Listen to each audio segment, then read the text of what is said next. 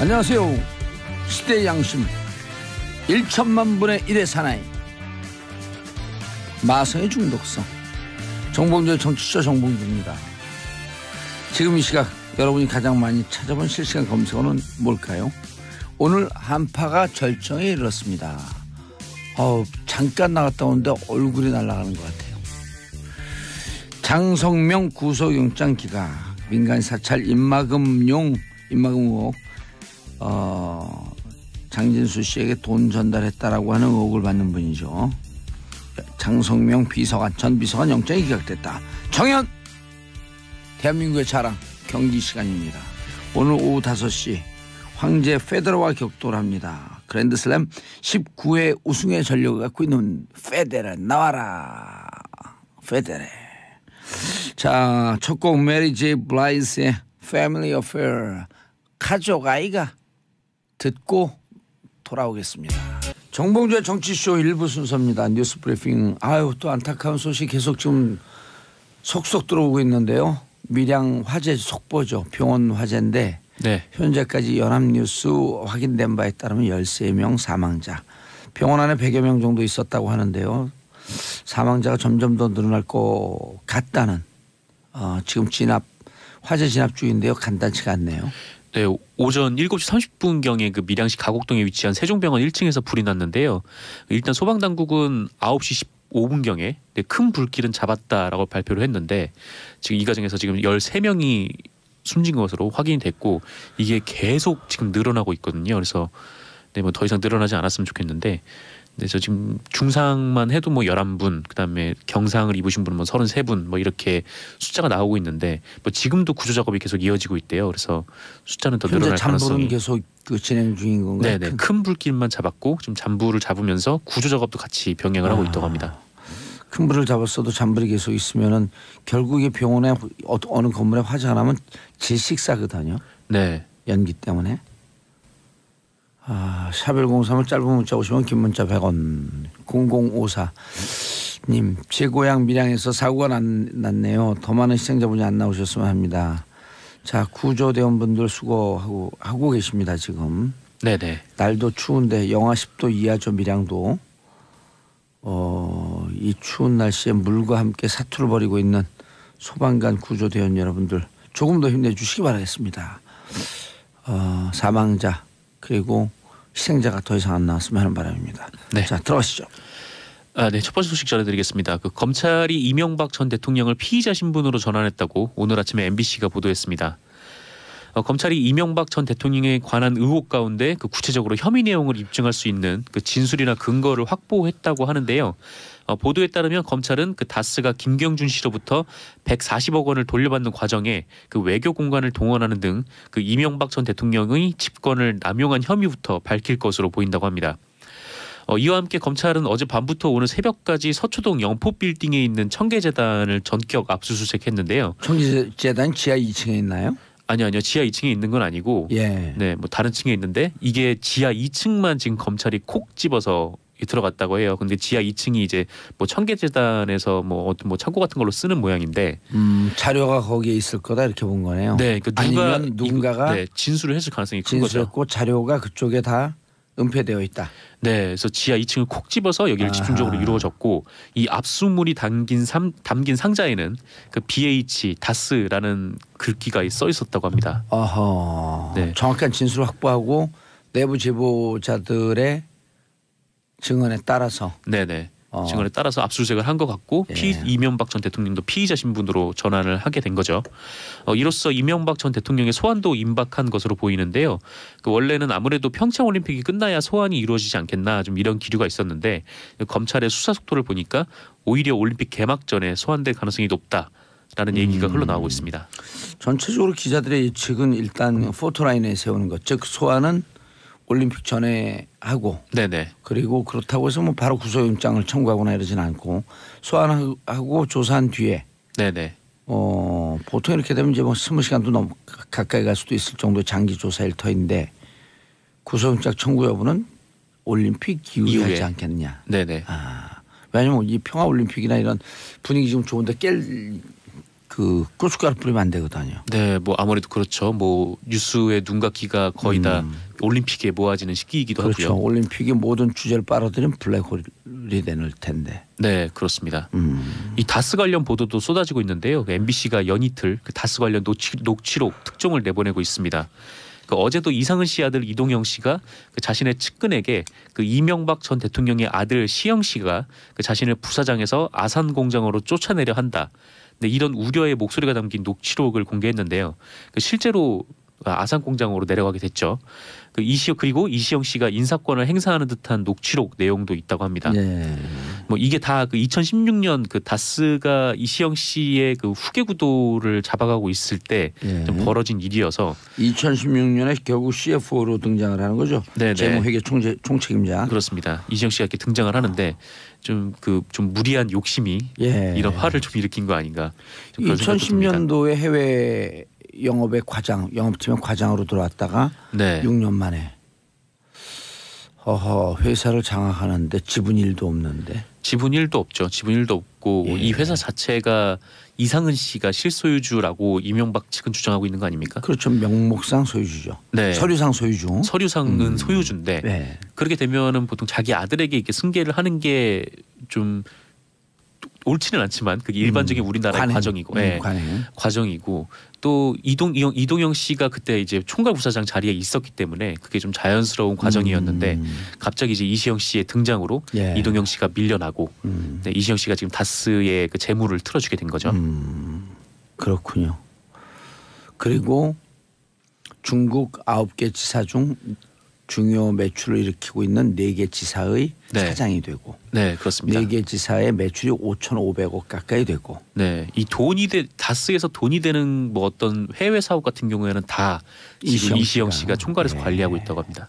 그리고 협력업체 SM, 네네, 다운 이런 데는 또 지분이 100%예요. 이시영 씨가 그렇죠. 자기 그 매제, 그러니까 이명박 전 대통령 여동생의 남편. 과 함께 지분이 100%짜리 협력회사 이거를 이시영 씨 75, 매제 25, 뭐 이런 식으로 해갖고 다 협력업체도 먹어가고 있고요. 그렇죠. 이게 보통 그 재벌들이 그 기업을 승계할 때 일어나는 이제 편법 같은 방법인데 재벌들이 일반적으로 쓰는 그 꼼수죠. 그러니까 작은 기업을 자기 아들에게, 그러니까 소규모로 이제 세울 수 있는 회사를 만들어서 그 회사의 일감이나 각종 지원을 몰아줌으로써 그 회사를 키워서 재산을 늘리고. SM은 자본금이 1억인데 다운이라고 하는 회사는 자본금이 45억인가 47억인가 그런데 1억짜리가 47억을 먹어요. 아, 예, 그렇죠. 그러니까 이제 우리 정상근 기자가 저를 먹어가는 거나 똑같은 거죠. 아, 제가 1억. 제가 47억. 아, 네. 1억이라도 있었으면 좋겠습니다. 그럼 1원으로 하죠. 1원. 아, 1원이요? 1원대 47억. 네, 1원은 너무 없어 보이는데요. 그러면 한 얼마 100만 원? 100만 원. 네, 100만 원. 100만 원대 4,700만 원. 아, 네. 좀 계산하기 복잡한데 그거는. 복잡하긴 하지만 그 정도가 그냥 적절하지 1원으로 않을까. 하시죠. 1원. 1원이요? 1원동 사세요? 넘어갈까요? 여기에 1원이라는 것이 참 부끄러워지는 순간입니다. 우리가 서로 간에 제가 47원이어도 제가 뭐가 되는 줄 아세요? 을이에요, 을. 둘 다 을놀이 한 거야. 아, 네. 그렇죠. 1원이나 47원이나 힘들죠. 지금 밀양에서 사고 났고 좀 가슴을 조이고 있는데 우리가 이렇게 웃고 떠들고 얘기하면 안 되는데. 네, 그렇습니다. 그 두 번째 전해드릴 소식도 좀 안타까운 소식이어서 이 포스코에서 사고가 발생해서 비정규직 노동자 4분이 사망을 했습니다. 다치시겠는데 결국 사망한 거죠? 네, 그렇습니다. 25일 오후에 경북 포항시 남구의 포스코 포항제철소 냉각타워에서 그 질소가스가 누출이 됐고 타워 안에서 작업을 하던 노동자 4분이 질식을 했고요. 그 이후에 병원으로 옮겨졌지만 안타깝게도 모두 숨졌습니다. 그 사망한 분들은 60세 이모 씨, 47세 이모 씨, 그리고 31세 안모 씨, 26세 주모 씨였고요. 모두 비정규직 노동자 분들이었어요. 이분들은 오전 9시부터 작업을 시작해서 오후 3시에 30분간 휴식을 하고 다시 작업에 투입이 돼서 그 냉각용 충전재를 교체하고 있다가 갑작스럽게 변을 당하셨습니다. 질소가 누출이 되면 공기 중에 산소량이 급격하게 떨어져서 질식이 이루어진다고 하는데요. 이 문제는 5년 전에도 비슷한 사고로 2분이 목숨을 잃었는데 이게 이런 사고가 또 벌어진 거죠. 이에 경찰은 안전관리가 제대로 이루어진 것인지 정확한 사고 경위를 조사를 하고 있다고 합니다. 여기서 또 하나 주목해 봐야 될 것은 요새 이런 위험한 일들에 비정규직 노동자분들이 계속 희생을 당하고 있다라는 점인데 기업들이 자꾸 위험하고 어려운 일을 그 비정규직 혹은 외주업체를 써서 이렇게 아예 맡기고 있죠. 그래서 위험의 외주화라는 뭐 사회적 용어가 있는데 이번 사고가 난 그 포스코만 해도 그 최근 5년 새에 일어났던 크고 작은 사고 7건 중에서 그 사고로 죽거나 다친 사람이 거의 대부분 외주업체 소속이었다고 합니다. 그래서 좀 어렵고 힘든 일일수록 뭐 보상도 많고 고용이 좀 안정적이어야 할 텐데 좀 우리나라는 좀 그게 거꾸로 가는 것 같아서요. 네, 안타깝더라고요. 네. 진짜 이게 자신들의 그 수익 영리 활동은 권한이거든요. 돈을 버는 것은 권한 아니에요. 그럼 권한과 책임은 1:1 동등한 그람수여야 되는데 그렇죠. 책임은 곧 희생이 따르거든요. 네네. 그건 밖으로 내돌리고. 안타깝네요. 네, 정말 안타까운 사고입니다. 예. 다음 뉴스요. 네, 박근혜 전 대통령이 최순실에게 속은 것을 후회하며 그 최순실의 국정농단 행위를 아무도 보고하지 않았다 이런 한탄을 했다고 유영하 변호사가 중앙일보와의 인터뷰에서 얘기를 했습니다. 경찰 그다음에 국정원, 민정수석 이런 데에서 최순실 관련 보고를 하나도 안 했다는 거죠. 그 문화체육관광부에서 그 정유라가 관련된 승마 얘기를 했다가 고위 공무원들이 그대로 나쁜 사람이란 평가를 듣고 내보내지지 않았습니까?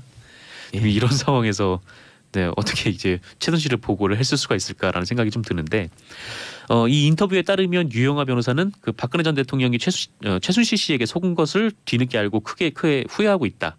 네, 박근혜 전 대통령은 국정원, 경찰, 민정수석 등으로부터 최 씨에 대한 보고를 받은 적이 한 번도 없다. 왜 아무도 최 씨에 대해 보고가 없었는지 안타깝게 생각하고 있다라고 말했다고 합니다. 아니 최 씨가 거기까지 온 과정은 어떻게 왔는데요? 박근혜 근처까지 온 과정은 어떻게 왔는데요? 사실 왜 박근혜 대통령이 이렇게 얘기하죠? 누가 나한테 소개했는지 원망스럽다. 네, 누가 소개를 했다기보다는 그보다 더 훨씬 더 오래전에 왜 최순실은 최태민의 딸로 태어났는지 원망스럽다. 그렇죠. 최태민 목사를 만나면서 이게 연인이 된 거죠. 최태민 목사와 내가 왜 가까이 지내는지 원망스럽다. 그 얘기를 했으면 오히려 나는 왜 태어났는지 원망스럽다. 이렇게 되는 건 똑같은 거죠. 아니 그렇죠. 어떻게 박근혜 근처를 갔겠어요. 네. 갔는데 그걸 간 사람이 국정농단 한다고 그렇게 가까이 갔고 최측근인데 경찰, 국정원, 민정수석이 거기다 얘기했다가 다 잘릴 텐데. 그렇죠. 네.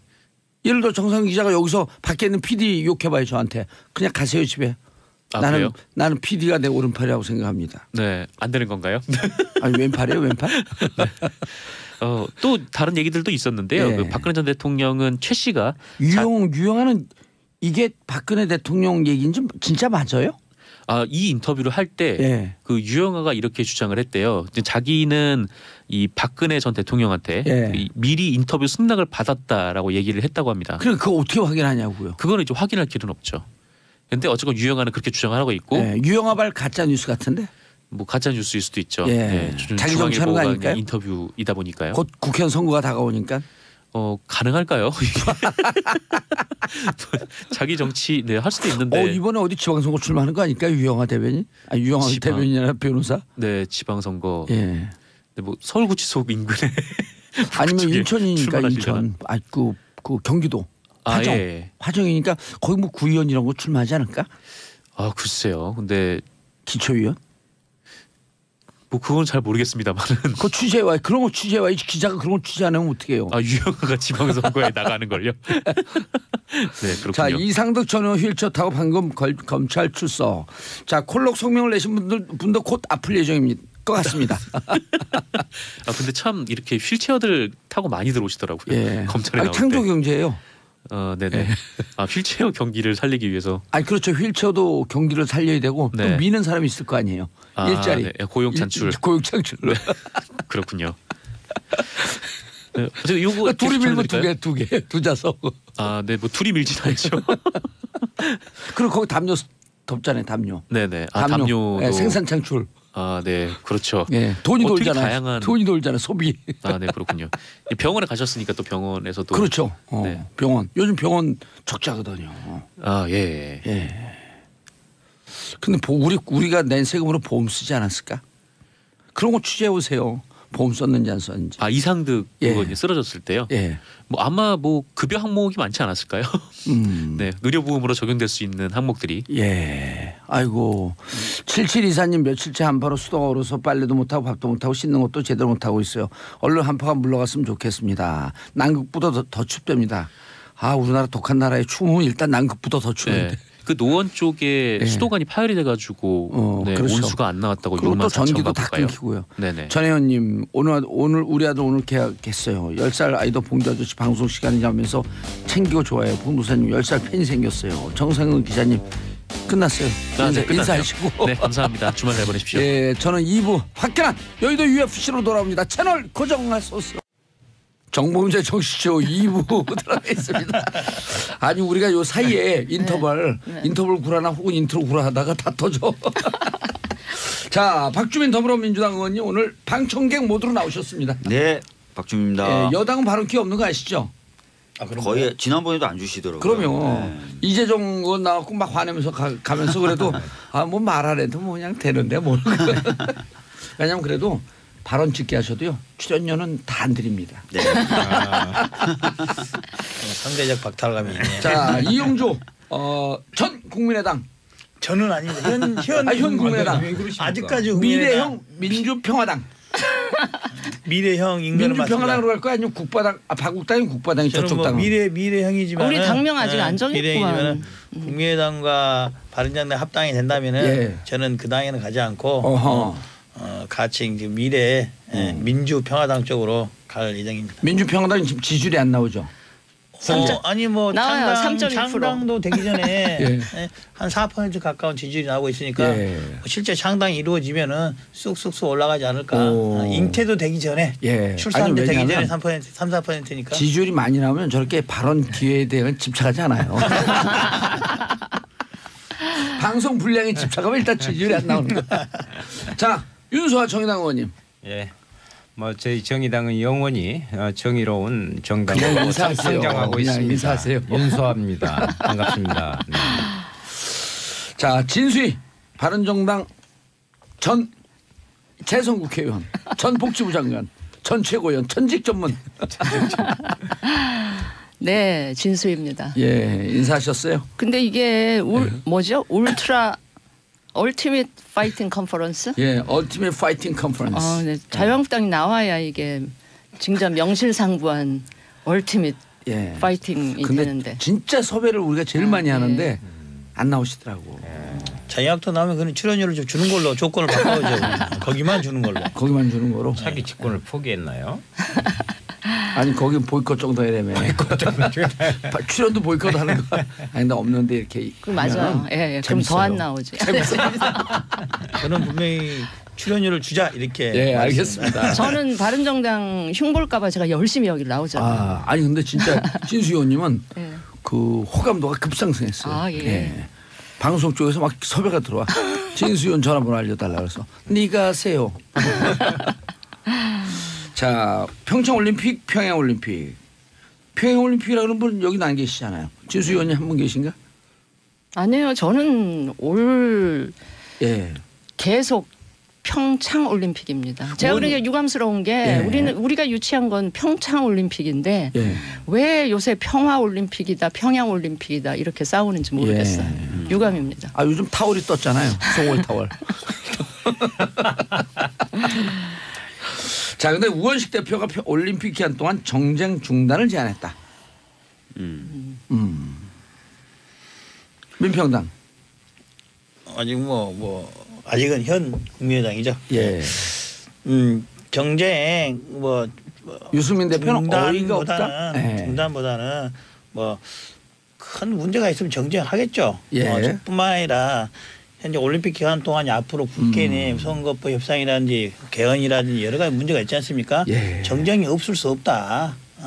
예상되는 정쟁은 있겠지나 그것이 올림픽 모두의 평화 모두나 즐거운 모두에 찬물을 끼얹지 않는 그런 선에서는 정쟁도 있을 수밖에 없다라고 봅니다.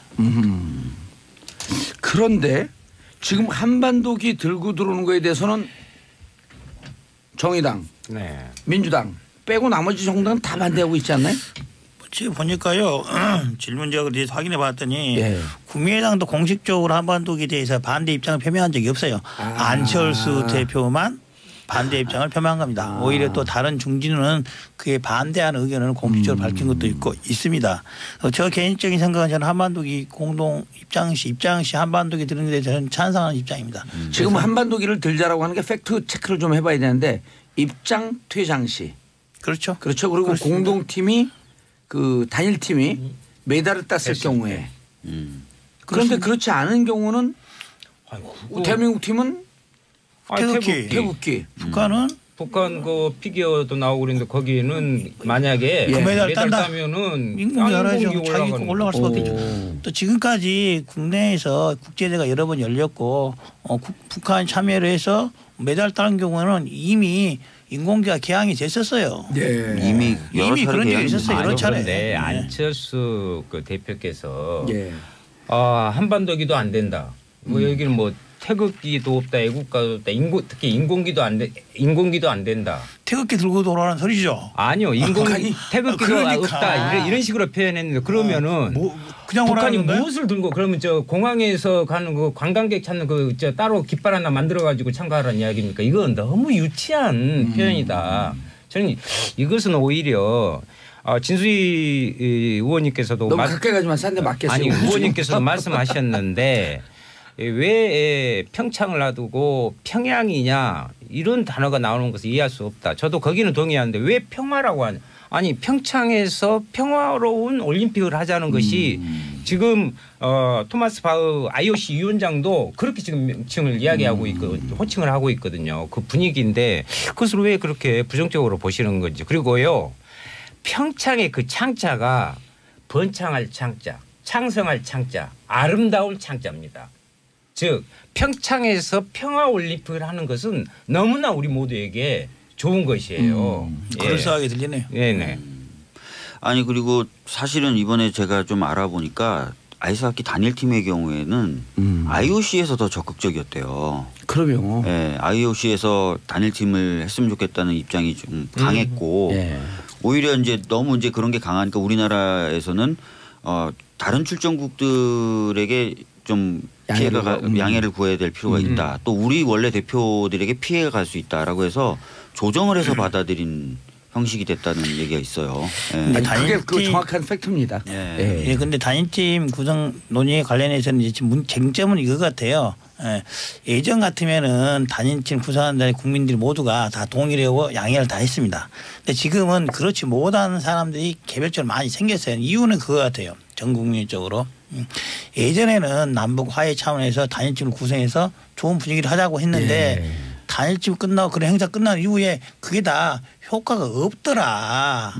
무용한 거 아니냐. 이런 것들이 국민들 잠재의식 속에 하나씩 둘씩 쌓여가고 있는 것이 문제라고 봐요. 아니 객관적으로 실제로 저 분위기가 있어요. 과거에 우리가 그 전에 단일팀 뭐 호주 이런 데서 단일팀 들고 들어갈 때 막 열광적으로 했었는 그 환호를 하고 그랬었는데 지난해 핵무기 때문에 너무 감정적으로 그렇죠. 격화되다가 벼랑한 단일팀으로 가니까 특히 젊은 층에서 이거에 대한 반감이 여론조사에 꽤 높아요. 그러니까 제가 그 얘기를 드리려고 그러는데 여기 보면 이제 우원식 대표가 올림픽 정쟁 중단하자. 그거에 대해서 이제 우리 바른정당의 그 유승민 대표가 어이없다. 근데 어이없을 만한 게요. 이 국민들 정서가 지금 어이가 좀 없는 게 불과 한 2달 전 12월만 해도 뭐 핵실험한다 미사일 쏜다 그래갖고 전 세계가 북한 대북 규제한다 이러던 분위기에서 1월 1일 날 김정은이 신년사에 한마디 턱 던지니까 그때부터 무슨 호떡집에 불난 것처럼 막 이렇게 진행이 되니까 이 진행되는 전 과정을 지켜보는 국민들 입장에서 좀 어이가 좀 없고 어리둥절. 그리고 이게 아무리 우리가 같은 민족 이라는 이유 때문에 다 이해를 하려고 해도 좀 과공비례, 과유불급 이 느낌을 지울 수가 없고요. 그다음에 우원식 대표가 정쟁 중단 이야기를 했는데 보세요. 그 저기 뭐죠 한반도기 들고 입장한다든가 남북 단일팀을 지금 그 팀 사정 전혀 파악 안 한 상태로 무조건 밀어붙이듯이 하는 이런 거에 대해서 제가 보기에 여론조사상 국민들의 과반 절반 정도가 지금 그 이 반감을 가지고 동의를 못하는 이런 상황이라서 야당들이 그런 국민들의 입장을 대변해서 정부에 대해서 이야기하는 걸 갖고 무조건 정쟁이다.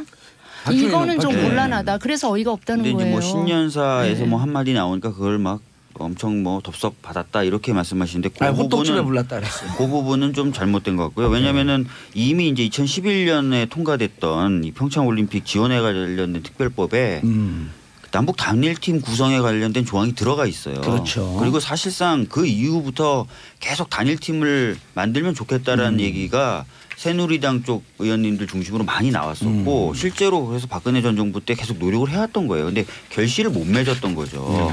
그랬다가 이번에 이제 기회가 와서 그동안 노력해왔던 것을 토대로 이렇게 만들어지게 된 거예요. 근데 이제 와서 그거를 비판하시면 근데 예전에 단일팀 이런 거는 생각하고요. 합의가 이루어지고 나서 실제 대회가 열리기까지 그 기간이 좀 꽤 됐어요. 네. 그러다 보니까 국민들도 이해할 수 있는 뭐 시간이 되고 팀을 구성하는 것도 저는 국민분들의 정서를 얘기하는 게 아니라 지금 새누리당 자유한국당 그러니까 예전 새누리당 분들의 태도에 대해서 일단 먼저 짚는 거예요. 오늘 자유한국당 대표 나오신 거예요? 아니고요. 그래서 솔직히 저는 국민의 말씀드리면 그 답답한 게 쭉 본인들도 해야 된다고 추진해 왔다가 된 건데 그러면 추진해 올 때 전제가 있었던 말인가요? 뭐 올림픽 전 2개월 전에 구성돼야만 된다 이런 얘기 없었잖아요. 박주민 의원님 이게 지금 말씀하신 게 83조의 평창올림픽을 특별법에 따른 85조입니다. 아니 그러니까 83조는 평화 증진에 노력해야 한다. 그다음 85조에 단일팀이 구성하면 중앙정부와 지자체는 지원할 수 있다. 네. 맞아요. 이제 라고 했는데 이제 문제는 뭐냐면 근데 어쨌든 최근에 보면 그 특히 아이스하키 같은 경우도 IOC에서 적극적으로 나온 거 맞는데 아이스하키 여자 아이스하키 단일팀 구성에 대해서는 반대 의견이 여론조사 높게 나오더라고요. 그러니까 정부 차원에서도 이게 너무 국민들하고 소통이라든지 그 팀하고의 이 대화나 소통이 좀 부족했다라는 걸 인정을 하고 계시잖아요. 그걸 갖고 자꾸 정쟁한다고 이렇게 여당이 생각하시면 안 돼요. 국민분들 정서 부분에 대해서는 저희들도 이제 계속 두루두루 살펴야 된다는 건 당연한 입장이고요. 그 과정에서 이제 이 부분을 좀 짚어야 될 것 같아요. 사실 이제 통일이 갖고 올 수 있는 여러 가지 경제적 효과도 있어요. 근데 지난 이제 9년 보수 정권 하에서 통일이라는 것이 정말 뭐 터무니없는 일이다라는 식으로 많이 강조가 되어 왔고 통일이 어이가 없다 그랬죠. 그다음에 대화와 교류 협력이라는 게 거의 없다 보니까 국민분들 입장에서도 사실은 그런 걸 피부로 느끼기가 어려웠던 거예요. 그런 역사가 있었죠. 그런데 잘 아시겠지만 남북 긴장 관계로 인한 코리아 디스카운트, 그다음 외교적으로 제대로 발언하지 못하는 점. 뭐 어업권만 해도 서해나 동해 어업권 다 중국이 가져갔지 않습니까? 그리고 에너지 개발이라든지 철도 뭐 이런 것들 사실 개성공단 포함해서 굉장히 경제적으로 우리가 도약하고 비약할 수 있는 수많은 기회들이 남북 평화를 계기로 찾아올 수도 있고 만들 수도 있는데 그런 부분이 사실은 지난 9년간 강조가 안 되다 보니까 일단 중요한 게 지난 9년 동안 통일에 대해서 좀 부정적인 기류와 통일에 대한 교육이 전혀 안 돼 있었죠. 통일 대박이라고 지난 박근혜. 아니 그걸 안 해요? 근데 어쨌든요. 통일 대박하다. 저는 이번 평창올림픽을 계기로 어렵게 조성된 이 분위기가 그대로 이 정부 원하는 대로 잘 굴러갔으면 참 좋겠어요. 저도 그런데 우리가 지난 몇 년 동안 경험한 이 김정은이라는 사람이 과연 이 기조를 그대로 이어갈 것인가. 그거에 대한 의심이 굉장히 있는 거예요. 평화올림픽 이렇게 공을 들여서 끝났는데 끝나자마자 또 무슨 미사일 실험을 한다든지. 그러니까 지금 이 모드가 유지가 될 수 있도록 많은 분들이 힘을 합쳐주셔야 돼요. 근데 지금부터 북한 참가에 대해서부터 여러 가지 부분에 대해서 비난하시고 공격하시는 거 일방향으로 가시니까 사실은 정부가 그럼 이것을 계속 유지해야 되고 강화시켜야 됨에도 불구하고 어려움에 처하는 거 아니에요? 뭐 더 소통하세요 국민들하고. 결국 예측 가능한 범위 내에서 본다면은 통일이나 희망의 끈을 지금은 놓지 않아야 되는 차원에서는 단일팀을 구성하고 지지를 해야 되죠. 그러나 작년에 핵 위기라든지 그리고 어쩌면 이번 올림픽 기간이 끝나고 나면은 우리 진시 의원님께서 말씀하셨다시피 북한 정권 지금 김정은이 또 예전과 같은 태도로 돌아갈 가능성이 예전에 내에 비춰보면은 충분히 예상이 가능한데 단일팀 구성 이것을 정말로 100% 동의만 할 수는 있느냐 이런 우려는 있죠. 알겠습니다. 그러기 위해서는 정부가 국민들한테 충분히 설명해야 돼요. 충분히. 몇 가지 질문. 그 특히 이제 여자 아이스하키 같은 경우는 다큐멘터리가 나오는데 그거 은근히 사람들이 많이 봐서 그러니까 이게 흑수저의 도전 혹은 흑수저의 그 마음을 좀 대변하는 듯한 이런 정서가 있었는데 20대들하고 얘기를 해봤더니 느닷없이 금수저가 세치게요 들어온 거야? 이런 정서가 있는 거예요. 북한 금수저. 그런데 우리 정부 입장에서 이제 우리도 기성세대가 되다 보니까 단일팀 구성하면 다 박수를 보낼 줄 알았어. 이렇게 했는데 20대들은 왠지 세치기 당했고 흑수저가 뺏긴 것 같은 이런 그 동병상련이 있었던 거예요. 네. 그 부분에 대해서는 최근에 그만큼 그 극단화되고 양극화되고 불공정하고 네. 한 사회의 경험을 지금까지 해왔습니다. 10여 년 동안이나 정의당이 지지율이 낮아서 그래요. 그건 좀 이따 이야기하시고요. 그런데 그러한 것들에 자기도 모르게 익숙해져 버린 거죠. 공감이 되는 거죠. 예, 그러다 보니까 이번 여자 아이스하키 팀 같은 경우에 공정한 그런 부분에 대한 그 바람이 왜곡된 거 아니냐라는 맞습니다. 젊은이들의 그런 부분이 있었던 건 맞습니다. 사실인데 예. 여기에 한 가지 이런 부분이 있습니다. 그럼 그 분위기를 결국 이명박근혜 정권에서 만들었고 대신 IOC에서는 그분들께 우리 젊은 세대들께 이야기할 수 있는 부분은 남북 단일팀을 구성할 경우에 엔트리 부분에 있어서 22명을 35명으로 늘려줬어요. 그렇죠. 그래서 네. 우리나라가 23명입니다. 북이 12명이고요. 근데 그런 내용도 좀 알려주면서 IOC가 전체적으로 국제적으로 평창 올림픽에 대해서 남북 단일팀을 올림픽의 올바른 정신으로 삼는 중요한 것으로 보고 있다는 국제적인 그런 그 이익과 그런 분위기를 갖고 있다는 장점도 설명이 돼요. 근데 IOC의 그런 결정을 네. 우리 정부가 처음에 성급하게 아이스하키 단일팀 밀어붙인 그게 익스큐즈가 그러니까 그 이렇게 양해될 수는 저는 없다고 봐요. IOC 결정은 결정이고 애초에 너무 일방적으로 우리 대통령 그 취임사에서 뭐라 그랬어요. 기회는 균등하고 과정은 공정하고 결과는 정의로울 것이다. 이거를 우리 젊은이들이 환호하고 어떻게 다요 나도 못. 그러니까 환호하고 굉장히 열광했던 지금 윤수아 대목이거든요. 의원님이 말씀하신 대로 엔트리 자체의 조정으로 인해서 그 피해 입는 대표팀이 최소화된 부분은 있고요. 그런데 그럼에도 그 불구하고 과정에 대해서 이런 소통이나 이런 게 그런 없이 소통이나 이런 네. 것들이 좀 부족했던 예, 건 더 맞아요. 좀 적극적으로 근데 더 했어야죠. 적극적으로 예. 소통해야 되는 건 맞고요. 근데 엔트리 숫자가 늘어났다 하더라도 실제 출전 선수가 줄어든 것만은 틀림없어요. 그렇죠. 아니 근데 또 그 사람이 이런 것도 출전 선수가 1명, 2명, 3명이 줄었다 하더라도 몇 년 어떤 사람 10년 이상 준비했던 사람이 선수의 입장에서 보면은 굉장히 아쉬울 수밖에 없는 거죠. 특히 작년에 남북 간 그 여자 아이스하키 대표팀을 소재한 영화도 있었어요. 예. 그때 주제가 이런 주제였어요. 남한 팀에 여자 아이스하키 대표팀을 구성하는데 북한 대표 선수 출신이 와서 그 자리를 하나 꿰차는 그런 내용이 있었어요. 그거 영화가. 실화예요. 예. 실화를 배경으로 한. 그래서 그때 영화에서도 한국 선수단 내에 미묘한 기류가 있었죠. 지금에 나타난 것이 똑같이 영화에도 반영이 되고 있는 거죠. 네. 그래서 말씀하신 대로 그런 부분 소통을 더 하고 특히 청년 부분 청년분들이 겪고 계신 그런 상실감이 깊은 이 시대적인 문제를 해결하기 위해서 청년 일자리 중심으로 많은 해결책을 가져오려고 하잖아요. 어쨌든 요 과정에서 조금 더 아이스하키는 아이스하키고 조금- 청년 일자리 조금 일자리시고 더 그거 무슨 상관이 있죠. 이해하려고 아니, 이해시키려고 청년분들의 상실감 이해시키려고 부분에 설득하는 과정은 조금 부족했다. 네. 근데 그렇죠? 자유한국당에서 예. 자유한국당에서 자기들이 했던 것은 11월 달에 그 아까 말씀드린 결의안 예. 그 부분을 하고 이번에는 정반대의 뜻을 지금 표시하고 있잖아요. 그거는 좀 정치적으로 이런 좀 것을 무책임한 이런 거죠. 것을 예. 보면 그런 거 답답한 이런 것을 거예요. 보면 저는 문재인 그 근데 결의 잠깐만요. 문재인 케어에 가장 중요한 핵심적 1호가 있잖아요. 친미 국가 책임제. 예? 무슨 침해. 예, 침해를 국가가 책임져서 진다는 문재인 케어의 1호 공약이 지금 자유한국당이 거기에 좀 필요하다. 자기들이 해놓을 때는 이제 모르겠다 이거 기억이 안 난다.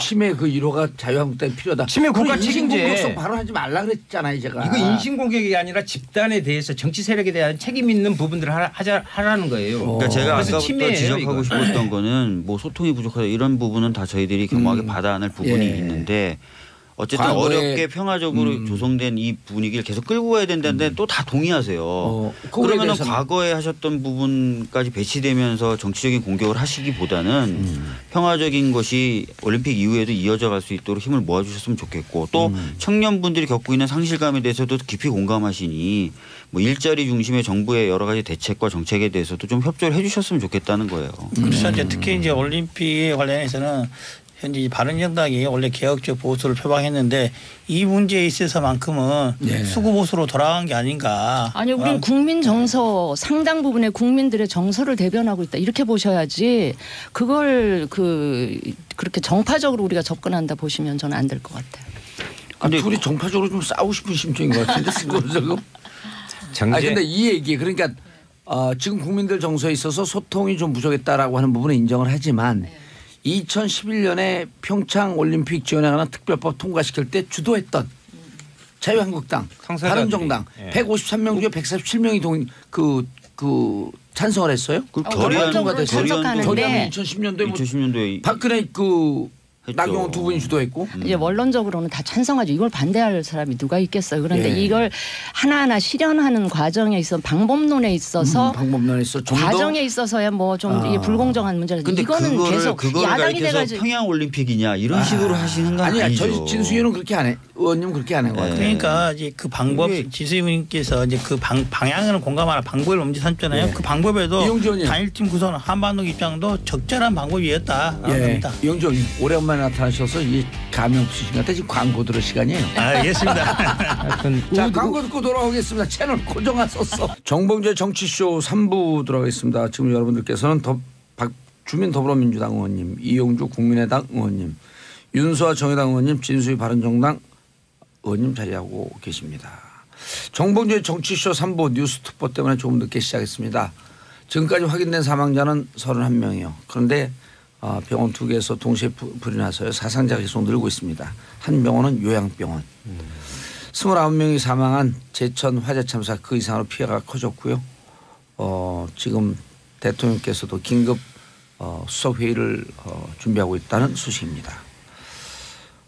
왜 이렇게 계속 사고가 나요? 진짜 뭐 마음이 너무 아프네요. 날씨가 추워서 이런 뭐 화기라든지 이런 것들을 접하기 쉬워서 그런 게 문제가 생기지 않았을까 싶은데요. 또 계속 이게 열기구를 틀어놓으면 과열되고. 그러니까요.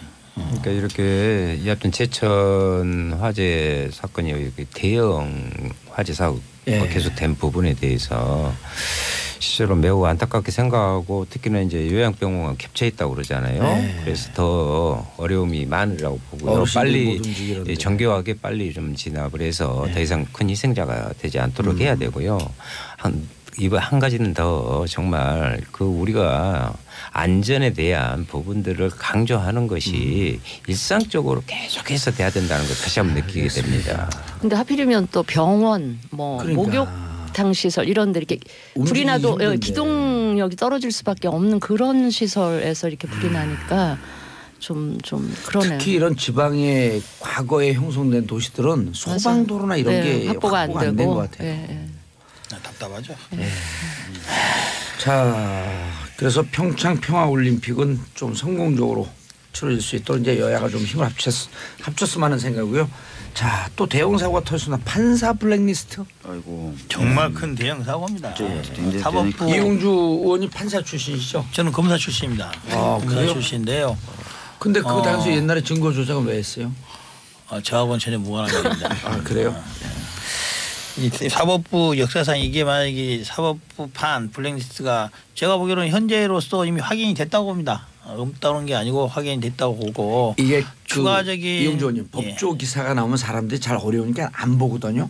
개괄 설명을 좀 해주세요. 간단히 보면 이거죠.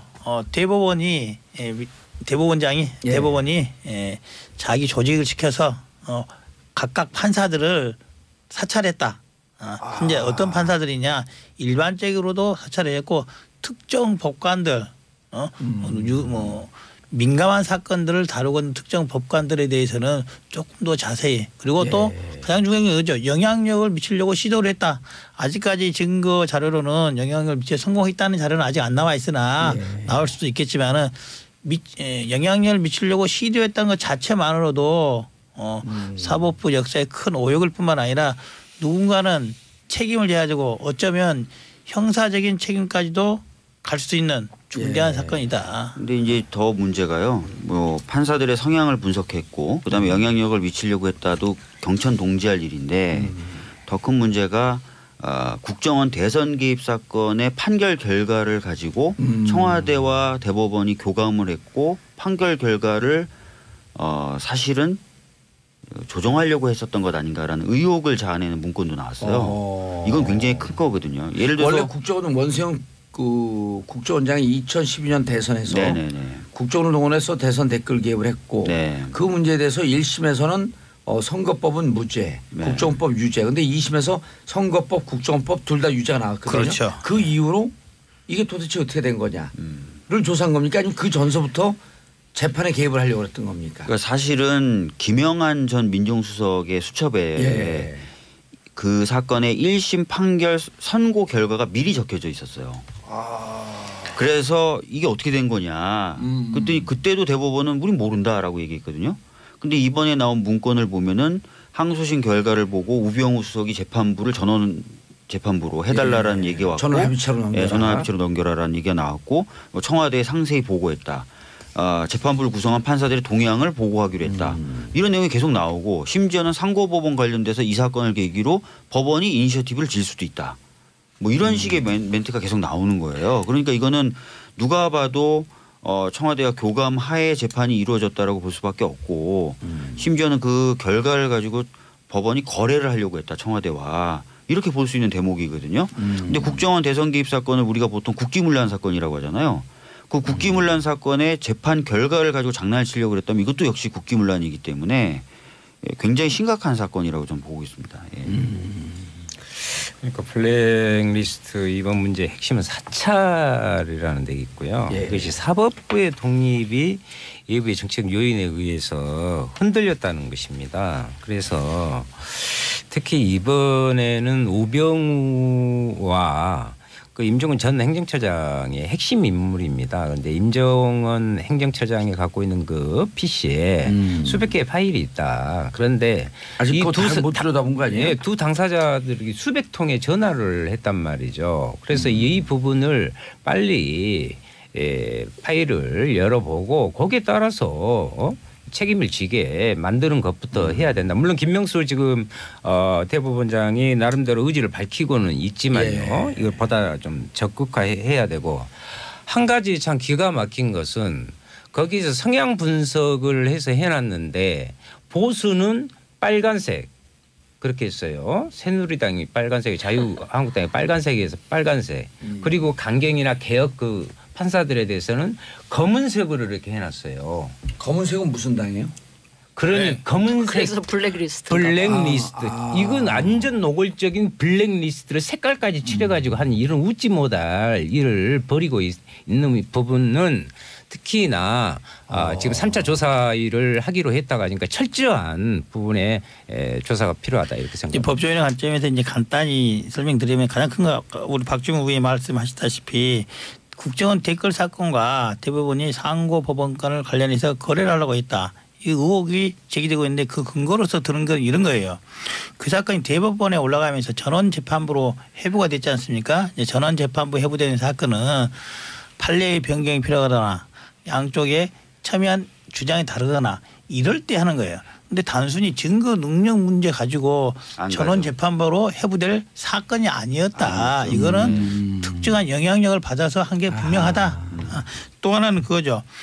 만약에 전원재판부에 간다면은 보통 전원재판부에 가는 것은 그 부에서 이견이 있고 아주 그렇죠. 강하게 이견이 있어서 중요한 사건이라고 봤을 때 넘기는 게 대부분 그렇습니다. 판례를 변경할 필요가 있다고. 판례를 변경할 그렇죠. 필요 있다. 그런데 더더욱 문제인 건 이거죠. 전원 재판부에 갈 정도로 중대한 사건인데 13대 0이라는 결과가 나왔다는 거죠. 13대 0. 그런 사건 그렇게 논란이 없는 사건이면은 재판부에 전원 재판으로 갈 수 없는 사건이라는 건 반증을 하면 아이러니하게. 네. 오히려 그 당에서 그런 당시 이런 또 논란까지 나왔어요. 13대 0인데 당시 몇몇 대법관들이 반대 의견을 냈는데 혹시 다시 내려가서 그 반대한 대법관 의견에 따라서 고등재판부, 환동재판부에서 그 의견을 채택할 수도 있어서 일부 반대 의견을 13대 0으로 만들려고 노력을 했다. 이런 의혹까지 제기가 됐어요. 그래서 법조인의 관점에서 보면은 그 부분에 본다면은 이게 뭔가 문제가 있는 거구나. 그리고 이번 블랙리스트라든지 이번에 김영한 민정수석의 비방록을 보면은 그 단서가 충분히 나와 있다. 누군가는 책임을 질 수밖에 없지 않나라는 생각이 강하게 드는 거죠. 그러니까 굉장히 재미있는 게 김영한 전 민정수석이 수첩 나왔을 때도 대법원은 그거 우리하고 상관없다. 그러니까 김영한 민정수석이 그냥 장난삼아 그냥 수첩에 쓴 거예요. 그러고 나서 제가 국정감사 때 권순일 대법관이 CJ 이재현 회장 재판에 관여한 듯한 메모가 나와서 그걸 공개했거든요. 근데 그것도 아무것도 아니라는 거예요. 그러니까 그냥 안종범 수석 수첩이었는데 안종범 수석이 그냥 장난삼아 쓴 거예요. 근데 이번에 내부 문건 나왔는데 그것도 아무것도 아니라는 거예요. 대법관들이? 네, 그러니까 대법관들은 청와대에서 하는 일이나 행정처에서 작성한 문건이나 이런 것들이 다 아무것도 아니라는 거예요. 무조건. 조사도 제대로 안 해본 상태에서. 무조건 일방적으로 국민 보고 믿으라는 거죠. 저는 이제 그렇기 때문에 지금 그 부분에 대해서는 단순히 대법원의 내부 감찰로 끝날 수 없을 것이다. 2차 조사한다는데. 좀 이따 얘기하시고요. 예. 아니 저는 이번 사태를 보면서 사실 우리 대한민국 헌법은 완전히 삼권 분립의 정신을 기초로 만들어져 있잖아요. 근데 이거는 국민들이 의아해요. 그거에 완전히 위배되는 일이 벌어졌다고 보고 이게 바로 이제 사법개혁 이 왜 필요한지를 이제 극명하게 나타내주고 있다 이렇게 생각을 하고요. 근데 이제 한 가지 김명수 대법원장 분명히 문제가 있다 이런데 동의하시는 거예요? 문제가 있죠. 뭐 지금까지 밝혀진 게 팩트에 근거해 있다면 이거는 이제 헌법 위배 내지 뭐 국기문란이라고 할 수도 있고요. 그런데 그래서 이 검찰 개혁 못지않게 이제 사법 개혁도 굉장히 중요해진다. 이걸 다시 한번 느끼게 되는데, 근데 앞으로 이 진행될 그 사법 개혁의 방향이 사법개혁이라는 이유로 너무 한쪽도 이념으로 편향된 이런 방향성을 가지고 하면 안 된다라는 거를 저는 그 단서로 말씀을 드리고 싶어요. 예. 마지막 단서를 붙인 부분이 얼마 전에 이제 자유한국당이 말한 거와 똑같은 것 같아요. 뭔 말이냐. 김명수 대법원장이 거기에 대해서 입장을 발표하고 한 부분에 대해서 자유한국당이 그런 말을 했어요. 김명수 대법원장이 하는 거 지금 사법에 정치화하고 있다라고 규탄을 했어요. 그런데 방금 진수희 의원님께서 하신 말씀의 단서 부분은 어쩌면 저렇게 자유한국당과 똑같은 말씀하실까. 그러니까 그런 오해를 불러일으키지 않도록 아주 매우 신중하고도 치밀하게 하셨으면 좋겠다. 오해가 아니라 철저한 수사가 필요합니다. 현재 상태로서는. 지금 감찰과 수사의 차이가 뭐예요? 감찰은 강제적으로 해볼 수가 없는 거죠. 예를 들어 지금 임종원 전 대법원 행정처 차장이 이제 사표를 내고 나갔지 않습니까? 해당 PC라든지 당사자를 조사를 하려고 하더라도 내부 판사라든지 한 경우는 감찰대장을 불러서 진상이 어떻든 경위를 물어볼 수 있으나 임종원 전 차장에 대해서는 안 가면 그만인 거예요. 이미 변호사 되고 그렇죠. 변호사 되기 그렇다면은 그 진상을 명확히 알고 있고 가장 관여성이 높은 사람에 대해서 물어보고 하려면은 검찰의 수사, 강제 수사 필요할 수밖에 없다. 그래서 사법의 정치화를 운운할 게 아니라 엄정한 검찰 수사에 응하도록 촉구하는 게 여러 우리 정당들이 해야 될 목소리가 아닌가 이렇게 싶습니다. 아니 그러니까 제가 얘기했던 거를 자꾸 뭐 자유한국당 입장이랑 똑같다 이 얘기를 하지 마시고 사법 개혁이 필요하되 그 개혁의 방향성이나 원칙은 철저히 그러니까 사법 개혁이 향하는 방향도 사법의 그 독립이지만 그 과정이나 방법론에 있어서도 철저히 중립적으로 갔으면 좋겠다 이 말씀을 드리는 거예요. 알겠습니다. 자, 이 부분에 대해서는 정말 이 사법이 사법 체계에 심각한 문제가 있고 특히 대법관 이 부분에 대한 그럼 강제 수사라고 한다면 검찰이 수사가 들어가야 된다는 거예요? 현재 관련해서 두 가지 사건, 고발 사건이 제기돼 있고 얼마 전까지 형사부에서 중앙지검 형사부에서 하고 있었는데 지금은 공공수사부 옛날로 따지면 공안부로 사건이 재배당됐다. 예. 검찰에서 이 사건이 이제는 단순한 사건이 아니라 중요 사건으로 보고 있다. 이 정도 말씀드리겠습니다. 알겠습니다. 자 이제 또 우리가 즐거운 시간이 왔어요. 통합과 분당. 즐거운 시간? 네. 누구한테 즐거운 시간? 국바당이에요, 박국당이에요. 당 이름은 뭐? 지금 공모하는 중에 있고요.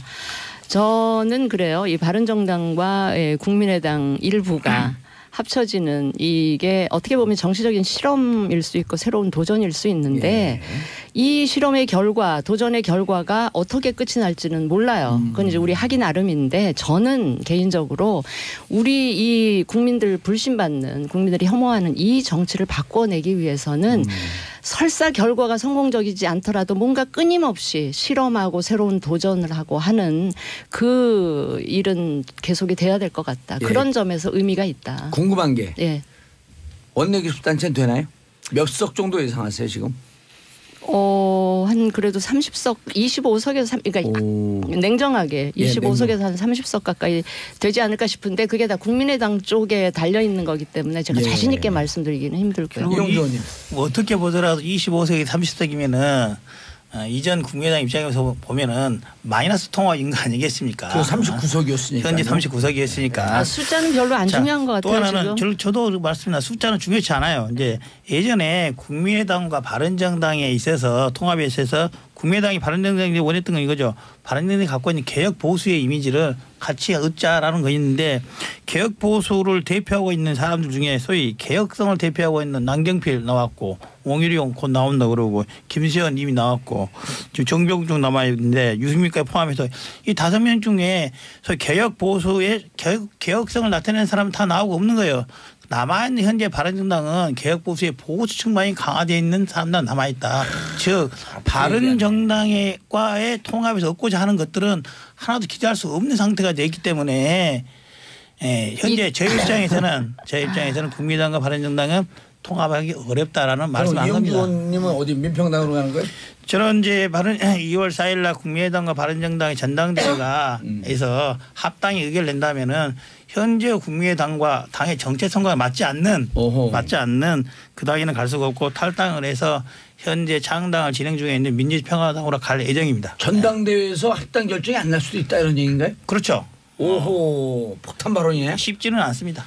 그래서 뭐 헬멧 쓰고 강목 들고 나오고 그러나요? 요즘 뭐 헬멧 쓰고 강목 써가지고 막을 수가 있겠나요? 아니 그 SNS 돌았잖아요. 헬멧 쓰고 강목 들고 나와라.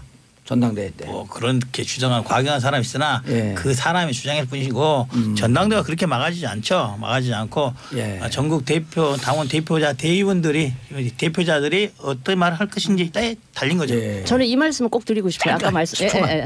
저기 바른정당에서 개혁성이 있는 분들 다 가셨다 그랬는데 그분들이 바른정당 포기하고 자유한국당으로 간 순간 그분들은 개혁하겠다는 걸 포기하는 겁니다. 더 이상 개혁성을 갖고 있지 않다 이렇게 보셔도 됐습니다. 다음 주에 한 판 더 붙죠. 예, 남아있는 사람들이 나오세요. 개혁적입니다. 그러겠습니다. 끝나 발언 게 없어요 윤수아님.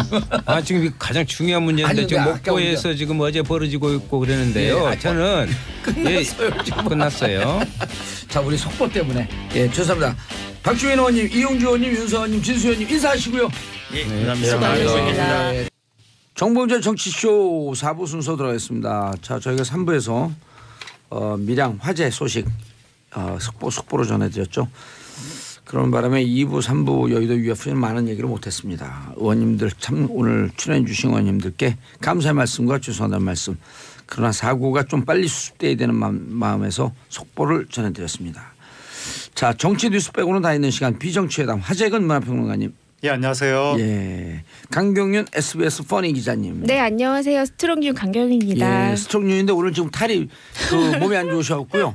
하다가 중간에 나갈 수 있습니다. 그래도 우리 청취자분들께서 양해해 주시기 바라겠습니다. 네 힘내겠습니다. 예 힘내라 힘내라 힘내라 강경윤. 이런 응원 처음 받아봐요.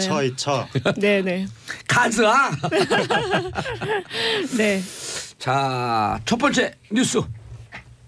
차평론가님이 아니, 전해주시죠. 전 강경영 제가 먼저 하시고. 네, 그럴게요. 장거리 커플의 이별 소식. 네, 그렇습니다. 최근에 연예계 한 쌍의 커플이 헤어졌는데 바로 이 한중 커플의 대표 주자였죠. 유혁비 씨와 송승헌 씨가 헤어졌습니다. 너무 보기 좋았었는데. 그렇죠. 사실 선남 선녀의 만남이고요. 제가 인터뷰 해본 사람 중에 가장 잘생긴 사람을 꼽아봐라 하면은 봉도사님 빼고 네, 송승헌 씨라고 이제 단연 꼽을 수 있을 정도로 정말 얼굴이 예술이라고 봐야 되는데요. 아니, 비주얼뿐만 아니라 송승헌 씨 같은 경우는 네. 그 약간 우수의 분위기가 맞아요. 있어서 여성분들이 무척 좋아하는 분위기거든요. 맞아요. 비주얼뿐만 아니라. 맞아요. 저도 인터뷰 하다가 한 그리고 3번 정도 실질적으로 혼절할 매너남이고. 뻔했습니다. 예. 실질적으로 매너남. 굉장히 매너남이죠. 예. 네, 저희도 인터뷰하면서 참 여기자들 많이 그 혼절할 뻔하다가 예. 살아나서 기사 쓰고 막 그랬는데요. 제가 송승헌 씨 잘 알아요. 어떻게 잘하시죠? 제가 정치계의 송승헌이거든요. 어머. 예. 안 들은 걸로 하겠습니다. 네, 제가 기자계의 유혁비입니다. 기적도 네, 망언이 네, 많이 만만해. 아픈가 봅니다. 네.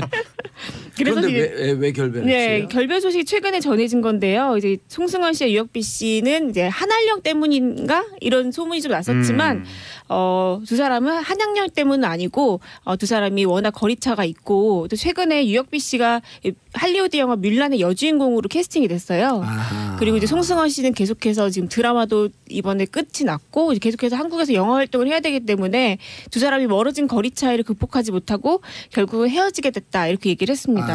근데 사실 제가 그 유혁비 씨하고 송승헌 씨 결별은 조금 된 걸로 알고 있어요. 아하. 그리고 중국에서도 그 두 사람이 헤어졌다는 게 지난해 초부터 계속 그 기정사실화돼 있는 지난해 분위기였습니다. 2017년 초요? 네, 맞아요. 그러니까 두 사람이 처음에 죄송합니다.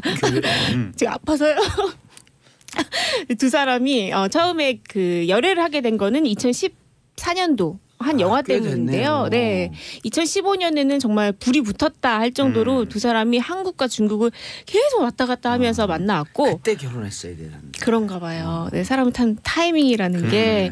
그리고 2016년에는 그 유혁비 씨가 엄마를 한국에 이렇게 모시고 와서 그 송승헌 씨하고 함께 이렇게 골프를 치는 모습도 포착이 남해에서. 되고 그랬거든요. 네. 네. 그러니까 그럴 정도로 이제 두 사람이 결혼설까지도 꽤 구체적으로 나왔던 것처럼 참 이 둘은 참 연예계 한중을 대표하는 그런 부부가 되지도 않을까 되지 않을까 네. 이런 얘기가 나왔었는데요.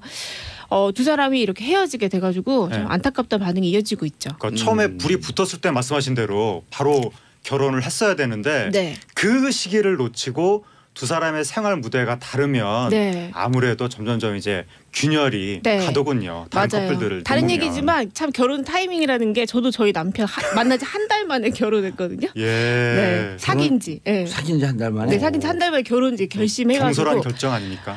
뭐 어떻게 눈 왜 떠보니까 이게 잘 살고 있는데요. 한 달 만에. 지난번은 매체 비평을 하더니 오늘은 결혼 비평을 하네. 네. 그 진짜 결혼은 좀 타이밍이고 네. 정말 그런 것 같습니다. 네. 아니 한 달 만에 결혼식을 올렸어요. 그래서 아까 결혼을 이제 결정하고. 결정을 했죠. 네. 오. 그 다음부터는 그냥 결혼 준비만 하면서 네, 두 분 바로 닮았어요, 근데. 보셨죠? 아세요? 우리 벙커에 한번 왔었거든. 맞다. 네. 예. 두 분 닮았어요. 아주 잘 어울리는 한 사람. 예. 네. 제가 좀 더 예쁘지 않나요? 남편보다는. 남편도 이쁘장해요. 남편도. 하여튼 뭐 천생연분인 것 같고 네. 근데 연예인들은 너무 바빠서 그 순간을 딱 놓치면 각자 스케줄 때문에 네. 근데 운명이에요. 운명일 수도 있고 네. 근데 이제 스케줄 때문에 몸이 멀어지고 마음이 멀어지는데 그걸 가지고 팬들은 또 여러 가지 상상을 하죠. 그러면서 이번에 뭐 한알령 때문 아니냐 근데 예. 거기까지는 아닌 것 같습니다. 네. 네. 한알 영어. 그러니까 이게 영화 이런 속담 있잖아. Out of sight, out of mind. 맞아요. 안 보면 잊혀진다. 맞아요. 그렇습니다. 망고에 질립니다. 네. 안 거에 질린 거죠. 그다음에 십수년 전에 타임 카바 스토리 그 기사 중에 하나가 Love is chemistry. 예. 사랑할 때 몸에서 특별한 엔돌핀이 돈다는 거예요. 네. 특별한 화학물질이 나오는데 예, 그게 예. 맥시멈 나오는 게 3년 동안 나온다. 오. 그쵸. 예. 3년이 지나면 식어진다. 그런데 우리 집사람은 이제 35년 됐거든요. 네. 지금도 나오는 것 같아요. 어머. 우리가 무슨 약간 문제가 있는 것 같아요. 그것은 그 생물학을 거스르는 건데요. 원래 그렇죠. 3년 정도 지나면 이게 화학 물질이 분비가 안 되면서 이렇게 차분한 관계로 이어지는 건데 그러니까 열정이 사라지고. 우리 집사람이 송승헌을 놓치고 싶지는 않은 거죠. 그럼 봉도사님은 아, 예. 다시 태어나셔도 지금 아내분과 결혼하시겠어요? 우리는 다시 태어난 게 아니라 이미 우리가 한 16번쯤 환생한 것 같은데 계속 산 것 같아요. 그냥. 현명한 대답. 이것을 어떻게. 네.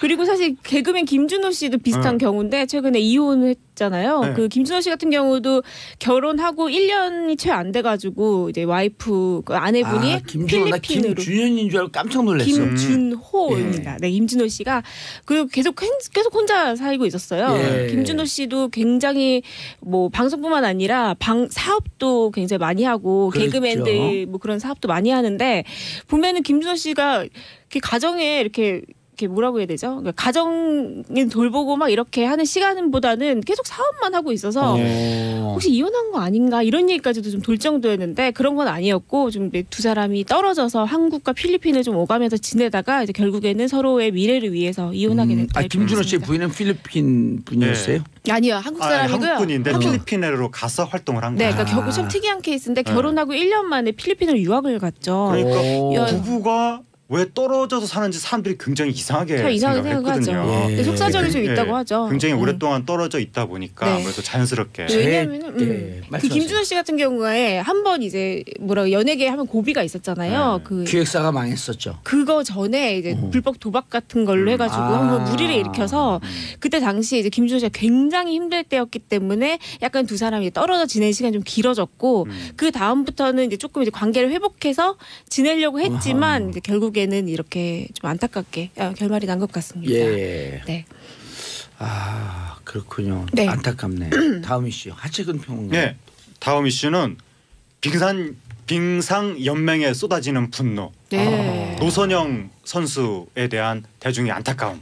이 소식인데 그러니까 노선영 선수가 팀 추월이라는 스피드 스케이팅의 한 종목에 이제 출전을 하게 된 거죠. 팀 추월. 팀 추월이라는 이게 것은 그거하고 좀 틀린 거죠. 그러니까 팀 추월은 이제 3명의 선수가 동시에 링크를 돌면서 일종의 단체전 개념으로 다 결승전에 들어와야 제일 먼저 들어온 팀이 우승을 이제 하는 건데. 근데 뒤에 한 사람 빼고 2명까지 하는 건가? 세 명이 다 들어와야 되는. 그렇게 팀 단위로 경쟁을 하는 건데 거기에 노선영 선수가 우리나라 대표 선수였던 거죠.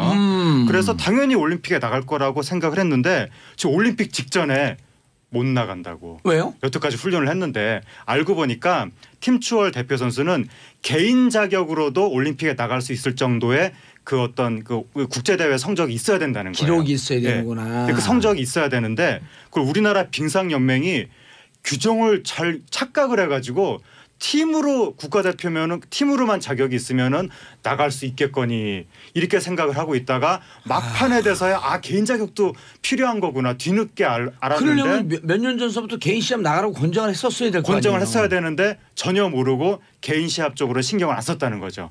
노선영 선수가. 근데 문제가 이걸 뒤늦게 알았다는 것도 너무 황당한데 이걸 뒤늦게 알았으면 노선영 선수 입장에서는 인생이 왔다 갔다 하는 거잖아요. 그럼 빙상연맹이 너무나 미안하다라고 사과를 하면서 이 잘못을 시정하기 위해서 굉장한 노력을 하고 이런 모습을 보여야 되는데 뭔가 사과를 한다기보다는 자기 지금 변명에 급급한 것이 아니냐. 사과 안 했어요. 그러니까 뭐 빙상연맹이? 그러니까 우리는 뭐 잘못 없다. 그냥 국제연맹 측에서 우리한테 말을 바꿨기 때문에 우리도 피해자다. 이런 식으로 나오면서 자기 변명에 급급한 것이 아니냐라고 해서 빙상연맹에 지금 네티즌들의 질타가 본물처럼 쏟아지고 있습니다. 네, 청와대 청원도 올라가 있고요. 그리고 이 노선영 선수가 13년 동안 국가대표였거든요. 근데 이제 지금 이제 세 번째 이제 올림픽에 나가는 건데 또 올림픽에 나가게 된 이유가 있어요. 진짜. 아시죠? 그 노진규 선수죠. 남동생. 남동생이 이제 고륙종으로 투병을 하다가 올림픽 직전에 꿈이 좌절되고 결국 사망하게 되었는데 그런 이제 본인은 사실은 지난 올림픽을 끝으로 안 나오려고 은퇴를 하려고 다 준비를 했다가 남동생이 꼭 누나는 금메달을 따라 이렇게 얘기를 했기 때문에 본인이 이 평창에 도전을 하게 된 거고 평창에서 사실 굉장히 뭐 이게 뭐 메달권이다 아니다 뭐 이런 걸 다 떠나서 이제 본인은 정말 최선을 다하고 싶었는데 그런 게 이제 없이 빙상연맹에서는 굉장히 무책임한 태도를 보이고 있기 때문에 노선영 선수가 지금 작심하고 지금 빙상연맹에 대해서 좀 비판을 하고 있어요. 그런 부분 중에 하나가 좀 이제 파벌이 있다. 그리고 몇몇 선수들 금메달이 유력한 선수들만 따로 훈련을 한다. 이것은 마치 다른 그러니까 비메달권인 선수들 같은 경우는 그런 선수들을 위한 어떤 뭐라고 해야 되죠? 좀 약간 그냥 밑반찬 정도만 되고 있다. 네, 정말 그런 인생들 전문용어로 무슨 일본말 있잖아. 치키다시.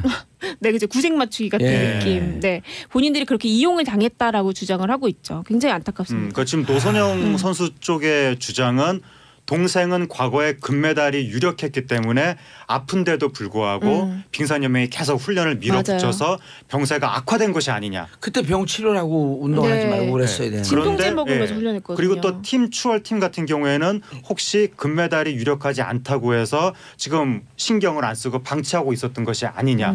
이런 의혹을 제기하는 건데 걱정되는 게 네. 노소영 선수가 이렇게 되면 선수로서도 엄청난 불이익을 당했는데 여기에 괘씸죄가 더해져서 원래대로라면 빙상연맹이 미안하다고 하면서 보상을 해줘야 될 판인데 오히려 괘씸죄 때문에 앞으로 또 다른 불이익을 받을까 봐 뭐 지도자의 길을 걷는다거나 이럴 때 그래가지고 지금은 대중들의 관심이 이렇게 집중되니까 아무 불이익을 맞아요. 못 주겠지만 신경 안 쓸 때 나중에 이제 관심이 좀 줄어들고 나면 그때 무슨 일이 생길까 봐 그러니까 그래서 더더욱 우리가 이 문제에 좀 관심을 가져야 될 것 같습니다. 아니 이게 빙상연맹이 있으면 쇼트랙 안현수 선수 네, 있잖아요. 맞아요. 안현수 선수도 더 운동을 할 수 있을 것 같은데 부상 당하고 어쩌 그러면서 파벌 예.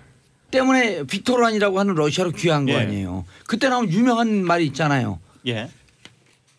우리 나와 파벌이 다른 팀이 금메달을 따느니 다른 나라가 따는 게 낫다. 아, 예, 그런 얘기 나왔었다고. 맞아요. 그래서 그때 이제 국민들이 굉장히 분노했는데 빙상연맹이 이런 식의 태도를 보이면 앞으로 또 다른 그 제2의 안현 사태가 나오지 말라는 법이었고 우리나라 선수가 누가 국가를 위해서 정말 피땀 흘려서 노력을 하겠느냐 이런 문제가 있는데 또 지금 문제가 제기되는 게 팀 추월 훈련을 그동안 거의 안 했다는 거예요. 팀 근데 훈련. 네. 팀 훈련을. 근데 그 의혹이 제기가 되는 게 이게 뭐냐면 그 중에서 특정 파벌 선수끼리만 모여서 훈련하기 위해서 여러 사람이 모인 팀은 조금 훈련을 방치한 것이 아니냐라는 의혹이 제기가 됐는데 또 하나가 빙상연맹에서 국가대표 훈련단을 앞으로 이제 모집한다고 했는데 그 훈련단에서 우리나라를 대표하는 이상화 선수, 모태범 선수가 제외된다는 거예요. 예. 기준상으로 봤을 때 이게 여러 가지 대외적인 명분은 있지만 이것도 사실상 특정 파벌을 위해서 어떤 다른 선수들을 배제하는 어떤 꼼수가 아니냐. 이승훈 선수하고 모태범 선수 금메달 유력한 선수들을 우리나라 배제- 대표하는 선수들 이상화 선수까지. 이상호 선수 예. 지금 광고도 나와요. 모태범 이승훈은 무슨 그래서 라면에. 이것도 물론 의혹이긴 하지만 네. 이런 의혹이 제기되는 것 자체가 얼마나 빙상연맹이 이제 국민의 신뢰를 잃고 있는가 그걸 방증하고 있는 거죠. 빙상연맹의 비리는 빙산의 일각에 불과한 것 같아 이런 비리. 네. 순간 아재 개그가. 아니 그게 네. 이거 보세요. 구명희 씨가 보내온 거예요. 빙상연맹 문제 빙산의 일각이에요. 맞아요. 네. 네. 그래서 이게요. 예. 근데 빙산에서 산에서 아가 시옷 때문에 뭔지 아세요? 빙. 알죠. 예. 빙. 아니 얼음판에 신을 네. 우리가 빙신이라 그래요. 네. 네. 그렇죠. 그리고 얼음판에 신- 빙상연맹 또 문제가 최근에 한국을 대표하는 쇼트트랙 선수 심석희 선수가 예. 폭행을 당했는데 맞아요. 코치한테 그걸 숨겼죠. 대통령과의 만남. 완전히 금메달 그 3개 내지 2-3개 정도 예상되는 선수 아니에요. 그렇죠. 근데 폭행을 당했는데 폭행도 문제고 숨긴 것도 문제고 그것도 대통령을 만나는 자리에서 숨겼죠. 독감이라고 했죠. 예, 그래서 이거에 종합적으로 다 이제 이 누적이 되면서 빙상연맹에 대한 뭔가 근본적인 개혁이 필요한 거 아니냐. 그래야 이제 국민의 신뢰를 다시 회복할 수 있지 않겠느냐. 이게 지금 이런 문제가 해결이 안 되면 선수들의 허탈감도 물론이려니와 일반적인 네티즌도 우리나라 국가 시스템 자체에 대한 불신으로 이어질 수 있기 때문에 뭔가 이러한 그 단체들의 행정의 투명성 이것을 이 기회에 제고해야 된다. 그런 얘기가 나오는 겁니다. 빙상연맹의 개혁은 저 같은 사람들한테 맡겨놔야 돼. 저는 조직 딱 잡으면요. 네. 한 2달 안에 그 조직의 내부 고발자를 다 만들어요. 네. 봉도사 같은 분들이 예. 빙상연맹뿐만이 아니라 우리나라 각종 단체가 옛날부터 투명성 문제가 항상 있었거든요. 공정성 다 문제. 잡아서 제가 교정하고 올까요? 분신술 쓰시나요? 그러니까 이런 게 진짜 적폐청산인데 맞아요. 이런 걸 해야 되는 겁니다. 3833님 빙상연맹 예전부터 파벌 문제 많아요. 스포츠계 적폐도 척결해 주세요. 축구는 없어요 또. 어디나 다. 축구협회는 또 아우 네. 뭐 그 조 무슨 회장 그만두기 전에 7년짜리 계약을 해버려요. 계약을 스폰서. 그것도 전에 하고 똑같은 가격. 앞으로 7년 뒤면 물가가 얼마나 올라가겠어요. 네. 그러니까 우리나라 그리고 뒷돈마다 조사해야 되는 거 검찰이. 그러니까 우리나라 여러 단체가 다 불공정하고 폐쇄적이고 불투명한 게 문제가 되는데 맨 위에 최고 권력부터 불투명하고 불공정하게 운영이 됐기 때문에 그 문화가 밑으로 내려오는 거거든요. 예, 그러니까 2명 다 감옥 갈. 그러니까 그 최고 권력 운영부터 진상 규명을 하고 이제 그 위에서부터 그 문화를 근절을 시켜야 되는 거죠. 예. 언제는 우파 갔다가 오늘 또 좌파 갔다가 좌우로 왔다 갔다 하는 거 원래 빙상은 좌우로 왔다 갔다 하는 거예요. 아, 예. 그렇죠. 갈짓자로 걸어가겠습니다. 자, 양영 씨님 도대체 기본도 안 된 연맹 때문에 애매한 선수들한테 피해가 가니 정말 어디서부터 잘못된 건지 마음 아프네요. 그래서 이렇게 적폐청산하러 들어간다 그러잖아요. 서로 파벌끼리 상대방만 욕해. 그렇죠. 아, 이거 참. 어떻게 하지? 얼음판의 신은 뭐라 그러죠? 아, 빙신이죠. 예. 얼음판의 신. 빙상연맹이 우리 얼음판의 신인가? 글쎄 얼음판에 신이 많은 것 같기도 하고 뭐 더 이상 제가 자세히는 말씀을 못 드리겠습니다. 방송 씨는 그럼 방신이에요? 네, 배 많이 방신이죠. 아프세요? 빨리 끝내야 될 것 같아요. 우리. 네. 자, 빙상연맹 진짜 문제가 많은데 안현수 선수가 대표적인 케이스예요. 그렇죠. 안현 선수가 사실은 오죽하면 거기 러시아까지 갔겠어요. 옛날로 치면 우리나라 국적을 버렸기 때문에 사실은 옛날 개념으로 보면 이제 배신자라 국민이 비난을 할 수도 있었는데 그런 비난은 속보 떴네요. 노선영 올림픽 출전 러시아 탈락으로 1500m 출전 가능. 예비 2선수였는데 러시아 선수 2명이 출전 금지돼서 예. 출전할 수 있게 되었습니다. 이 모든 것이 와. 정봉주의 정치쇼에서 그러니까요. 방송됩니다. 감사합니다. 네. 정치쇼 무슨 방송국?